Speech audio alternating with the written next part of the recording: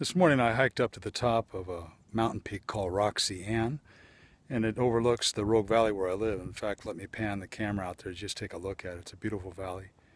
There's about 200,000 people that live here in the Rogue Valley, and it doesn't take much of imagination to realize there's pain and sorrow taking place as we pan the camera over the valley. As I drove up here today, I heard the Lord say, I'm going to rain down my authority on the earth. And that wasn't the R-A-I-N kind of rain, it was the R-E-I-G-N rain. The reign of His authority, His kingdom authority. A couple of years ago I wrote a book called Prayers from the Throne of God.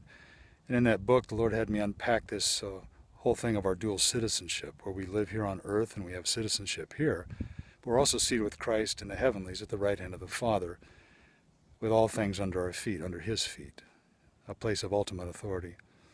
And the book centered around three aspects of prayer from heaven to earth. And we know how to pray from earth to heaven, but how do we pray from that other position of our citizenship? And the Lord said, I want you to teach the church to pray three ways. One, teach them to pray declaration prayers, prayers that declare my goodness upon the earth.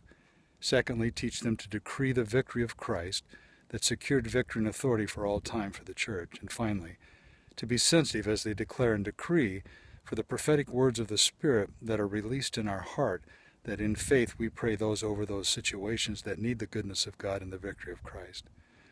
You and I have been created for high places. Moses went to the mountain to get the law. Abraham with his son and the proposed sacrifice on a mountain. Jesus on the Mount of Transfiguration. And what I find interesting is the church was birthed into the new covenant in an upper room. We were created for high places.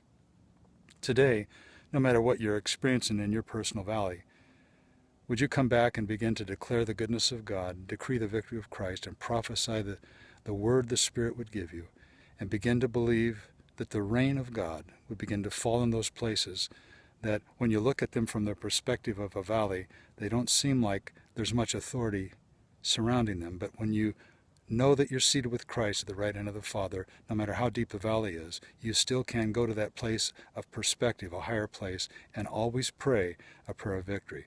That's what God gives you in the valleys. He gives you the authority to pray from the perspective of heaven, no matter how low the circumstance may be.